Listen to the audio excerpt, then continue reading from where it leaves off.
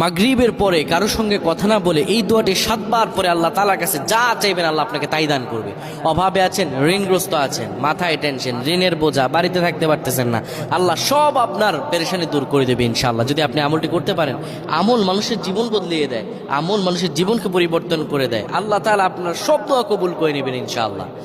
মাগরিব নামাজের পরে কিবলামুখী হয়ে থাকবেন, কারো সঙ্গে কথা বলবেন না, কারো সঙ্গে কথা না বলে কিবলামুখী হয়ে আপনি পড়বেন আল্লাহুম্মা আজরিনা মিনান নার, আল্লাহুম্মা আজরিনা মিনান নার, আল্লাহুম্মা আজরিনা মিনান নার।